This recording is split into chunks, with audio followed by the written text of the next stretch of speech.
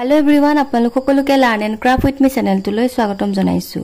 এই ভিডিঅ'ত আমি আলোচনা কৰিব ওলাইছো ক্লাস 8 ৰ মেথছৰ চেপ্টাৰ নম্বৰ 6। ইয়াৰ নাম আছিল স্কয়াৰছ এণ্ড স্কয়াৰ ৰুট অৰ্থাৎ বৰ্গ আৰু বৰ্গমূল। যোৱা ক্লাছত আমি এক্সাৰসাইজ 6.2 ৰ আটাইখিনি কোৱেশ্চন ডিসকাস কৰিছিলো। তো এই ভিডিঅ' আমি স্টাৰ্ট কৰিম এক্সাৰসাইজ 6.3 পৰা। গতিকে বলা পলম নকৰি ভিডিঅ'টোলৈ আগবাঢ়ো।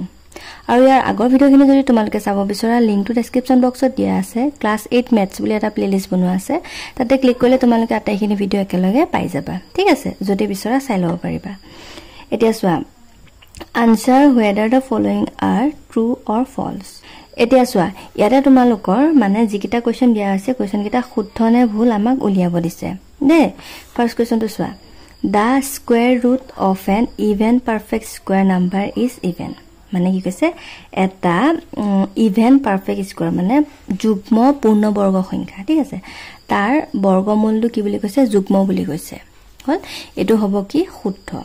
তে কেনেকে শুদ্ধ হ'ব চোৱা, এটা ধৰু আমি perfect square, even perfect square ধৰা 4 হল। 4 ৰ বৰ্গমূল কিমান হ'ব, 2। বুজি পালানে? হে তেনেকে মানে তোমাৰ কি হ'ব,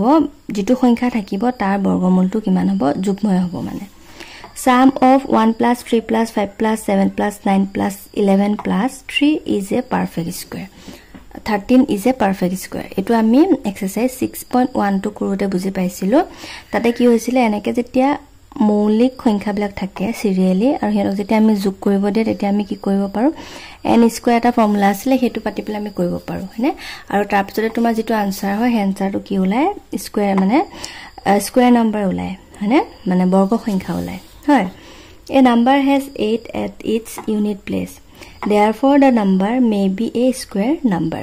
তাৰমানে ইয়াৰে কি কৈছে যে এটা সংখ্যা একক স্থানত যদি 8 থাকে, ইউনিট প্লেছত 8 থাকে, মানে একক স্থানত 8 থাকে, তেনেহলে সংখ্যাটো বৰ্গ সংখ্যা হোৱাৰ সম্ভাৱনা আছে।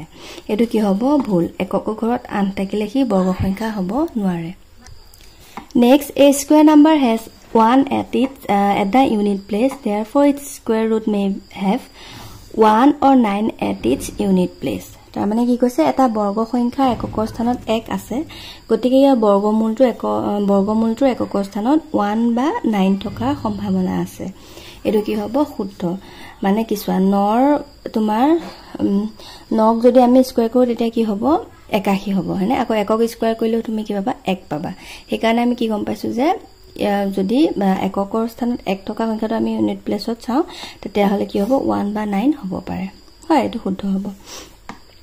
What will be the possible digit in the unit place of the square roots of the following number? অৰ্থাৎ কি কৈছে, তলৰ প্ৰতিটো সংখ্যা বৰ্গমূলৰ একক স্থানত সম্ভাৱ্য কি অংক থাকিব উলিয়াব লাগে। ঠিক আছে, সংখ্যা কেইটা আমাক চাব দিছে, তাৰ বৰ্গমূলটো চাব দিছে, চাই পেলাই কি হয় মানে একক স্থানত হেতু আমাক উলিয়াব দিছে। আমি ইতিমধ্যে যোৱা ক্লাছত এখিনি গম পাইছিলো যে 1 ক স্কয়াৰ কৰিলে আমি 1 পাও, 2 ক স্কয়াৰ কৰিলে পাও 4, 3 ক স্কয়াৰ কৰিলে পাও 9, 4 ক স্কয়াৰ কৰিলে কিমান পাও 16, তেনেকে 5 ক স্কয়াৰ কৰিলে আমি কিমান পাও 25, হয়নে? 6 ক স্কয়াৰ কৰিলে 6 6 গুণ 36, 7 ক স্কয়াৰ কৰিলে 7 7 গুণ 49, 8 ক স্কয়াৰ কৰিলে 8 8 গুণ 64, আৰু 9 ক স্কয়াৰ কৰিলে 9 9 গুণ 81, আৰু তোমাৰ 10 ক স্কয়াৰ কৰিলে আমি কিমান পাও 100 পাও। হল, তে এইকিটা কোৱেশ্চনৰ পৰা আমি আনসাৰটো কৰিব পাৰিম দে। ফাৰ্ষ্টতে তোমাৰ দিছে 8281 হল। তে ইয়াত তুমি চোৱা 1 আছে, গতিকে কোন কিটা সংখ্যাৰ এককৰ ঘৰত 1 আছে তুমি চোৱা ইয়াত আছে, ইয়াত আছে। হল, মানে কাক স্কয়াৰ কৰোতে পাইছা, 1 ক স্কয়াৰ কৰোতে পাইছা, 9 ক স্কয়াৰ কৰোতে পাইছা, গতিকে ইয়াৰ আনসাৰটো কি হ'ব পাৰে, 1 আৰু 9 হ'ব পাৰে। বুজি পালানে? 2 নম্বৰটো চোৱা, 5 4 7 6। এটা ইয়াৰ একক ঘৰত কিমান আছে, 6 আছে, গতিকে ইয়াতে তুমি বৰ্গমূল থকা সংখ্যা কিটা চোৱা। 6 ক'ত আছে, ইয়াত আছে 6 আৰু ইয়াত আছে, হয়নে? তাৰ মানে তুমি কি হ'ব পাৰে, 4 আৰু 6 হল। নেক্সট তো চোৱা, কোৱেশ্চন নম্বৰ 3 তোমালোকৰ দিছে 172225। ইয়াতে একক ঘৰত 5 আছে আৰু এটা আমি চাওতে ইয়াতে পাইছো, তাৰ মানে 5। নেক্সট 4 টোত আছে 12100। তে 0 থাকোতে কিমান হ'ব, 0 হ'ব, ইয়াতে 0 হ'ব, হয়নে? তো এইকিটা হৈ গল তোমাৰ আনসাৰ। নেক্সট কোৱেশ্চন নম্বৰ 3 টো চাই লোৱা। নেক্সট হিট দিছে যে find the square roots of the following numbers by prime factorisation method অৰ্থাৎ কি কৈছে প্ৰাইম ফেক্টৰাইজেশ্যন মেথড মানে হৈছে মৌলিক উৎপাদক বিশ্লেষণ পদ্ধতি আৰু কি ক'লে যে মৌলিক উৎপাদক বিশ্লেষণ পদ্ধতি ব্যৱহাৰ কৰি পেলে তলৰ সংখ্যাকিটা আমাৰ কি উলিয়াব দিছে চোৱা স্কয়াৰ ৰুট মানে বৰ্গমূল উলিয়াব দিছে বুজি পাইছানে এই সংখ্যাকিটাৰ মানে বৰ্গমূল কিমান হ'ব উলিয়াব দিছে হল এতিয়া চোৱা আমি কেনে কৰিম এতিয়া চোৱা ফাৰ্ষ্টতে দিছে 256 এটা 256 ৰ আমি কি কৰিম ছুটি নিয়মেৰে হৰণ কৰিম হল এতিয়া চোৱা সদায় তোমালোকে মই আগতেও কৈছো যে একক ঘৰত চাই লবা ছুটি নিয়মেৰে হৰণ কৰোতে যুগ্ম সংখ্যা আছে নাই চাবা দে ইয়াতে যদি যুগ্ম সংখ্যা থাকে তেতিয়া মই কি কৈছিলো 2 ৰে দিব দিছিলো হয়নে গতিকে 2 ৰে 2 কেবাৰ যাব এবাৰ যাব 2 ৰে পাছক কেবাৰ যাব 2 দুগুণ 4 এক বাকিৰো ইয়াত বহিলে কিমান হল 16 হল 16 2 ৰে কেবাৰ যাব 2 আন গুণ 16 এতিয়া মই স্পিডত কৰিম তোমালোকে চাবা 2 ৰে 12 6 ৰে যাব 6 বাৰ যাব 8ক 2 ৰে 4 বাৰ যাব বুজি পাইছা নহয় ন নেক্সট ওয়া 2 ৰে দিয়া 2 3 গুণ 6 2 দুগুণ 4 আকৌ 2 ৰে দিয়া 2 1 গুণ 2 2 6 গুণ 12 আকৌ 2 ৰে দিয়া 2 আন গুণ 16 আকৌ 2 ৰে দিয়া 2 4 গুণ 8 2 দুগুণ 4 হল এতিয়া তুমি কি পালা ইয়াতে লিখা প্ৰথমতে সোয়া 2 কেটা আছে 1 2 3 4 5 6 7 8টা ন গতিকে লিখা এটা দুটা তিনটা চাৰিটা পাঁচটা ছটা সাতটা আঠটা হল এতিয়া সোয়া মই এটোতে এনেকে কৰি দেখাম পিছত মই একেবাৰতে কৰিম দে তোমালোকে কি কৰিবা চাবা আমাক যেহেতু বৰ্গমূল উলিয়াব দিছে হেকাৰণে আমি জিবলা সংখ্যা দুটা দুটা থাকিব হে দুটা খৰনি এটাকে লিখিম বুজি পাইছানে তে ধৰা তুমি 3 দুটা পাইছা নহয় দুটাৰ জায়গাত এটা 3 লিখিবা 7 দুটা পাইছা ন দুটাৰ জায়গাত এটা পাতিবা হল সোয়া বুজিলা এই দুটা মিলি এটা 2 হল পূৰণ চিন আছে পূৰণ দিয়া এই দুটা মিলি এটা 2 হল পূৰণ চিন আছে পূৰণ দিয়া এই দুটা মিলি এটা 2 হল পূৰণ চিন আছে পূৰণ দিয়া এই দুটা মিলি এটা 2 হল হল এতিয়া সোয়া দেখি কব লাগিব পূৰণ কৰি দিয়া 2 দুগুণ 4 4 দুগুণ 8 8 দুগুণ 16 বুজি পালা তাৰ মানে তুমি কি পাবা 16 ক যদি স্কয়াৰ কৰা তুমি কিমান পাবা 256 তোমালোকে 16 পূৰণ 16 কৰি চাব পৰা এটো ওলাই নে নোলাই দে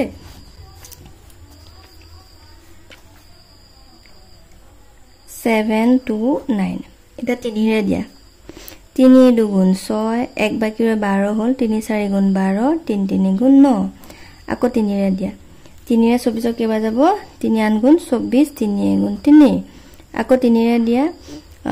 3 দুগুণ 6 3 7 গুণ 21 আকৌ 3 ৰে দিয়া 3 9 গুণ 27 3 3 গুণ 9 হল এতিয়া আমি এটো লাইন পাতি না থাকো আৰু দে তোমালোকে যদি বুজি নপা পাতি লবা এতিয়া আমি কি কৰিম জানানে এই দুটা মিলি পেলে এটা 3 পাতিম হল পূৰণ দিম আকৌ এই দুটা মিলি পেলে এটা 3 পাতিম হল তাৰছত পূৰণ দিম আকৌ এই দুটা মিলি পেলে এটা 3 পাতিম হল তেকিটা পূৰণ কৰি দিয়া 3 3 গুণ 9 9 3 গুণ 27 বুজি পালা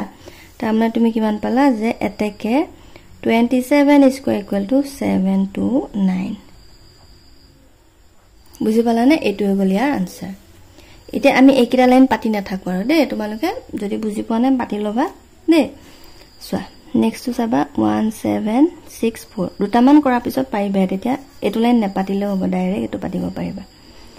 একগত সোয়া 4 আছে 2 ৰে দিয়া 2 কিবা যাব 8 বাৰ যাব ন 2 আন গুণ 16 এক বাকিৰে 16 হল 2 আন গুণ 16 2 দুগুণ 4 আকৌ 2 ৰে দিয়া 2 4 গুণ 8 2 4 গুণ 8 2 গুণ 2 এক আহি গল 3 ৰে দি সোয়া 3 গুণ 3 এক বাকিৰে 14 হল 3 4 গুণ 12 2 বাকিৰে 21 হল 3 7 গুণ 21 নেক্সট ইয়াক 7 ৰে দি দিয়া 7 দুগুণ 14 7 গুণ 7 আকৌ 3 ৰে দি দিয়া 3 7 গুণ 21 হল এটা দুটা দুটাকে মিলৱা দুটা 2 মিলি পেলে এটা 2 হল দুটা 3 মিলি পেলে এটা 3 হল দুটা 7 মিলি পেলে এটা 7 হল হল এটা পূৰণ কৰা 3 দুগুণ 6 6 7 গুণ 42 হল এতেকে 42 স্কয়াৰ ইকুৱেল টু 1764 বুজি পালা নেক্সট টু সোয়া 5184 একক ঘৰত 4 আছে 2 ৰে দিম 2 দুগুণ 4 11 হল 2 5 গুণ 10 এক বাকিৰে 18 হল 2 9 গুণ 18 2 দুগুণ 4 আকৌ 2 ৰে দিয়া 2 গুণ 2 2 দুগুণ 4 এক বাকিৰে 19 হল 2 9 গুণ 18 এক বাকিৰে 12 হল 2 6 গুণ 12 আকৌ 2 ৰে দিয়া 2 6 গুণ 12 2 4 গুণ 8 এক বাকিৰে 16 হল 2 8 গুণ 16 আকৌ 2 ৰে দিয়া 2 3 গুণ 6 2 2 গুণ 4 2 4 গুণ 8 এককক 4 আছে 2 ৰে দিয়া 2 গুণ 2 এক বাকিৰে 12 হল 2 6 গুণ 12 2 2 গুণ 4 আকৌ 2 ৰে দিয়া 2 8 গুণ 16 2 গুণ 2 এতিয়া 3 ৰে দিয়া 81ক 3 ৰে কেইবাৰ গৈছিল আগতে কৰিছোৱে 3 27 গুণ 81 3 9 গুণ 27 3 3 গুণ 9 হল ঢেৰ দীঘল ওলালে এটা মিলোৱা জোৰকে মিলাবা এই দুটা 2 মিলি পেলে এটা 2 হল পূৰণ দিবা এই দুটা 2 মিলি পেলে এটা 2 হল পূৰণ দিবা এই দুটা 2 মিলি পেলে এটা 2 হল পূৰণ দিবা এই দুটা 3 মিলি পেলে এটা 3 হল পূৰণ দিবা এই দুটা 3 মিলি পেলে এটা 3 হল হল এটা পূৰণ কৰি দিয়া কিমান পোৱা চোৱা 2 দুগুণ 4 4 দুগুণ 8 8 3 গুণ 24 24 3 গুণ কিমান হ'ব 4 3 গুণ 12 2 ইকুৱেল 3 গুণ 6 কে 7 72 তাৰ মানে 72 ক যদি তুমি স্কয়াৰ কৰা কিমান পাবা 5184 বুজি পালা নেক্সট চোৱা 7744 2 ৰে দিয়া 2 3 গুণ 6 17 হল 2 8 গুণ 16 এক বাকিৰে 14 হল 2 7 গুণ 14 2 2 গুণ 4 2 ৰে দিয়া 2 গুণ 2 18 হল 2 9 গুণ 18 7 হল কেবা যাব 2 3 গুণ 6 হল এক বাকিৰে 12 হল 2 6 গুণ 12 ঠিক আছে না চোৱা 2 গুণ 2 এক বাকিৰে 18 হল 2 9 গুণ 18 2 3 গুণ 6 16 ঠিক আছে 2 6 গুণ 12 নেক্সট আকৌ 2 ৰে দিয়া 2 9 গুণ 18 এক বাকিৰে 13 হল 2 6 গুণ 12 2 8 গুণ 16 আকৌ 2 ৰে দিয়া 2 4 গুণ 8 এক বাকিৰে 16 হল 2 8 গুণ 16 8 হল 2 4 গুণ 8 2 ৰে দিয়া 2 2 গুণ 4 2 4 গুণ 8 2 2 গুণ 4 আকৌ 2 ৰে দিয়া 2 গুণ 2 2 2 গুণ 4 2 গুণ 2 11 11 গুণ 121 হল এটা মিলোৱা এই দুটা 2 মিলি পেলে এটা 2 হল এই দুটা 2 মিলি পেলে এটা 2 হল পূৰণ দিবা এই দুটা 2 মিলি পেলে এটা 2 হল পূৰণ দিবা এই দুটা 2 মিলি পেলে এটা 11 হল হল এটা কিমান পাবা চোৱা এই দুটা 11 মিলি পেলে এটা 11 হল হল এতিয়া 11 দুগুণ কিমান হ'ব 22 হ'ব হল আমি এখানে পাতি লওঁ 11 দুগুণ 22 হল আকৌ এই দুটা মিলি পেলে কিমান 2 দুগুণ 4 22 4 কিমান হ'ব 8 8 হয়নে মানে 88 হ'ব বুজি পালা এটাকে 88 স্কয়াৰ ইকুৱেল টু 7744 নেক্সট 5929 একে মই 7 ৰে দিম 7 ৰে কিয় দিলো কাৰণ আমি জানো যে 3 ক স্কয়াৰ কৰোতে একক ঘৰত 9 পাও 7 ক স্কয়াৰ কৰিলে একক ঘৰত 9 পাও গতিকে আমি 7 ৰে দিছাম কেবা যাব 7 8 গুণ 56 হল 3 বাকিৰে 32 হল গতিকে 4 বাৰ দি দিয়া 7 4 গুণ 28 7 গুণ 49 হল আকৌ 7 ৰে দিয়া 7 গুণ 7 7 গুণ 14 7 গুণ 7 121 11 11 গুণ 121 হল তে কি পালা দুটা 7 মিলি পেলে এটা 7 হল আৰু দুটা 11 মিলি পেলে এটা 11 হল তাৰ মানে বেছি সহজে হল না এটো 7 11 গুণ 77 তাৰ মানে কি পালা যে 77 স্কয়াৰ ইকুৱেল টু 5929 বুজি পালা এটোই হ'ল ইয়াৰ আনসাৰ